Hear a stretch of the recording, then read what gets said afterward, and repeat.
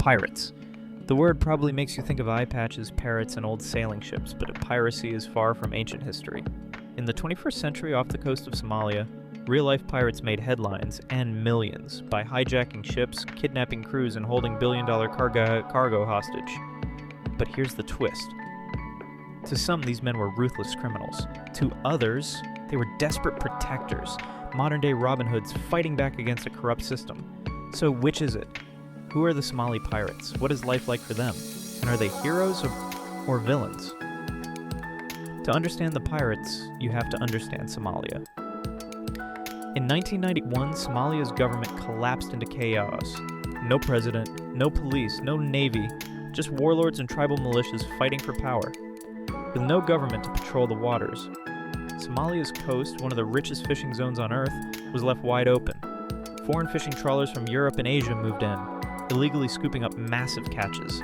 Some even dumped toxic waste into Somali waters. Local fishermen, already poor, watched their livelihoods vanish. So what did they do?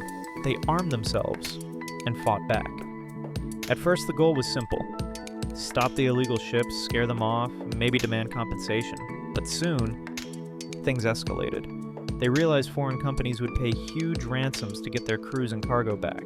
And just like that, a new form of business was born. Piracy. Organized, profitable, and wild. Here's how it worked. Pirates used small skiffs, often with the old Soviet guns, and approached ships at high speeds. They climbed aboard with grappling hooks and ladders. Once in control, they contacted ship owners with ransom demands, sometimes in the millions. Back home, pirate towns like El and Harad thrived.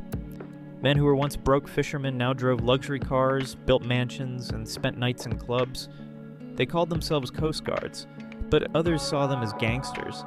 Life as a Somali pirate was chaotic, dangerous, and unpredictable. A successful hijack could mean $100,000 per pirate, enough to feed families for years, but the risks were high. International navies patrolled the seas. Rival pirate gangs fought each other. Some pirates were betrayed, arrested, or even killed during ransom deals gone wrong, and many young men were addicted to khat, a plant they chewed all day, staying awake for missions but crashing hard later. Some hijackings became world famous. MV Fina, 2008, carried 33 tanks and weapons, held for 5 months, ransom paid, $3.2 million.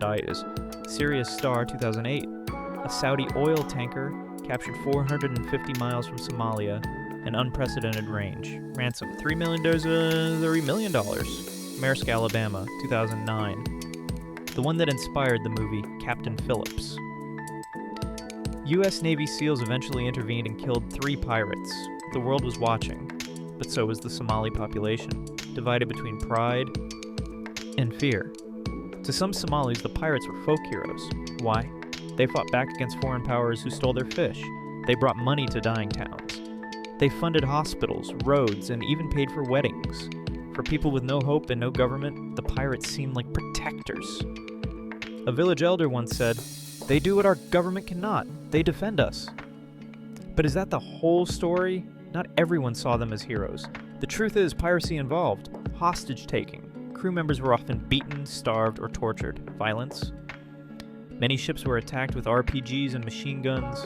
Extortion, ransoms skyrocketed, and global trade was impacted. And many pirates weren't former fishermen anymore. They were opportunists, part of large criminal networks that smuggled weapons, drugs, and people. So while it started as rebellion, it turned into something darker. The world fought back.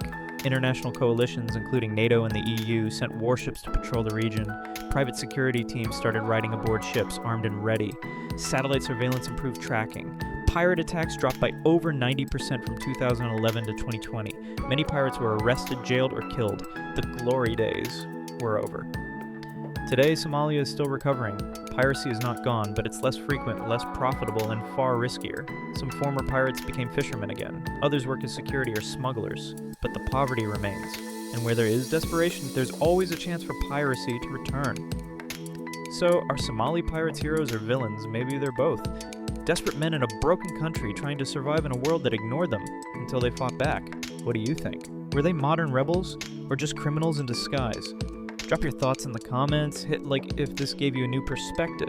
Subscribe for more stories from the edges of the world. Until next time, stay curious and stay safe on the high seas.